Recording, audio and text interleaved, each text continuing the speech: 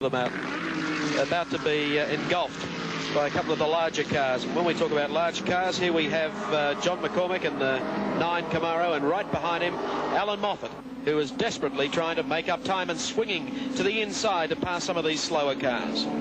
Wally Scott from Queensland is leading in the Celica there, with the large cars about to go swooping by.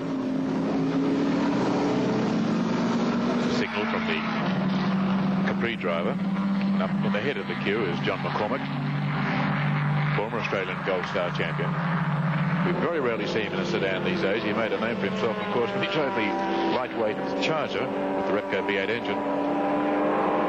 But in the very pretty-looking Chev Camaro, as Chris Economaki was telling us earlier, 5,000 of these race in America. It's the most popular single racing car in the States. Alan Moffat posing up behind. The Ford is a heavier car, but much more developed for racing under the rules of Australian touring car events than the Camaro is at the moment.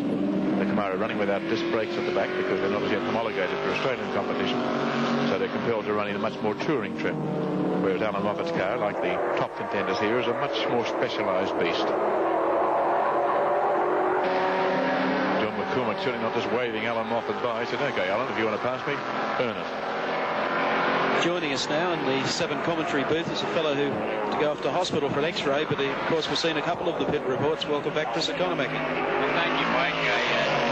I'm pretty sore. The spill I took off the pit wall, were in an Olympic competition, I'm sure I'd have gotten a 9.8 out of it. It was just beautiful. A common H backflip, wasn't it? Right. I'd like to make a comment on the level of driving here. You know, in the United States, we have a sort of a derogatory term for some race drivers. We call them gentleman drivers. That means they're slow.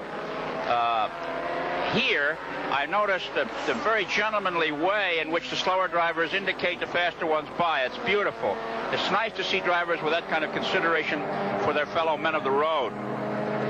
You don't see any balking. I haven't seen any balking yet. Of course, I've been busy down in the pits, but watching